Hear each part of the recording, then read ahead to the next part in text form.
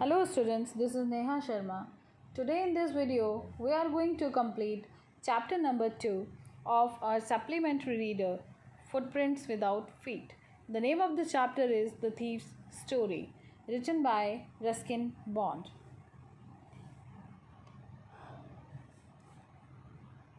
Let's see page number 11.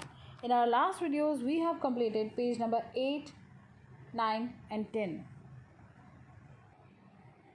Let's see the new words on page number 11. Dashed means quickly ran towards something. Carriage means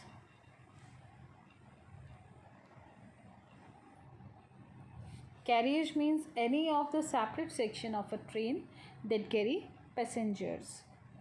Hesitated means pause in indecision before saying or doing something. Deserted means a place where there is no people, means empty place. And last word is here drizzle. Drizzle means a light rain falling. So let's start the story on page number 11. When Hari Singh reached the station, he straight away went to the platform without buying a ticket, as he had never bought a ticket in his life. He had always travelled without a ticket. When he reached the platform, the Lucknow Express, in which he had to go, was just leaving the platform. The train was still slow, so he could have easily jumped and got on one of the carriages, but he did not do so. There was a bit of hesitation in him. Even he didn't understand why he had that hesitation inside him, and because of that, he could not board the train. After some time, when the train had left, Hari found himself all alone at the empty platform. Hari did not know where he would spend the night. He did not have any friends whom he could go to, as he used to think that friends were more of a trouble than being helpful. He did not even want to stay at any of the small hotels, as that would attract attention. He knew only one person very well, and he had robbed him as well. As Hari was walking through the bazaar after leaving the station, he was thinking of his observations as a thief. In a short career span, he had realized that although everybody from rich to poor shows different reactions to losing their goods, but Anil would only be a little sad. That too would not be because he lost his money, but because he has lost trust that he had on Hari. He would be sad that he trusted someone so much and the person had betrayed him. Hari was walking when he reached the park. He sat on a bench. As it was a month of November, the night was a bit chilly, and then the drizzle added to discomfort that Hari was going through. It started raining quite heavily, and Hari's shirt and pajama stuck to his body. Cold wind was blowing across Hari's face. Please note down the word meanings on page number 12. Shelter means a place giving temporary protection from bad weather or danger. Clock tower means a tower typically forming part of a church or a civic building with a large clock at the top. Damp means slightly wet, and undetected means which is undiscovered or not noticed. So Hari went back towards the bazaar and sat under the shelter of the clock tower to escape getting wet. It was 12 o'clock by the clock tower. Hari checked all the notes and they were wet. Then again, Hari started thinking that it was Anil's money, and if he had not stolen it, Anil would have surely given him 2-3 rupees to go for a movie.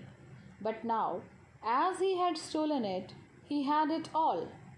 Now he won't be able to make tea or do groceries for Anil anymore, nor would he be able to learn to write whole sentences ever. He had not realized that he would be losing all these in the excitement of stealing the money. He knew that if he could learn to read and write, he could earn much more money than these few hundred rupees, and that too honestly. He knew that it was very easy to steal something from someone, but sometimes it was that easy to get caught as well. He knew that if he learned to read and write, he could surely become a big and respected man one day. Then Hari told himself that he should go back if he wanted to learn to read and write, and also if he wanted to be a big man one day. Hari went back to Anil's room and was very nervous because he knew that it was much more difficult to return stolen things without being caught than actually stealing it. Hari went to the hallway and stood there as the moonlight was still falling over the bed. Anil was still sleeping. Hari went near the head of the bed and took out the notes from the string of his pajama. As he was going near the mattress, his hand could feel Anil's breath on his hand. Hari became still for a moment, found the edge of the mattress, and finally slipped the notes under it. The next morning, Hari woke up a little late and Anil had already made the tea by then. Anil extended his hand towards Hari and had a 50 rupees note in his hand. Hari thought he had been caught. Then, suddenly, Anil explained that he had made some money that day before, so he was giving 50 rupees. He also said that he would be paying Hari regularly. Hari was really happy, but when he took the note in his hand, he saw that it was still wet from last night. He also told Hari that day he would teach him how to write complete sentence. Hari realized that Anil had come to know that he had stolen money and kept it back. But the great thing that happened was that he didn't let it show on his face or his words. Hari again smiled at Anil in his most appealing way, and Anil's smile also came to his face without any effort. This is how the story ends. So, what do we learn from this story written by Ruskin Bond? The thief's story is a human values and relations are important in life and it can change a person. As Hari Singh is a character who is a thief. He though robbed Anil but couldn't run away with his money, as Anil was an honest and genuine man.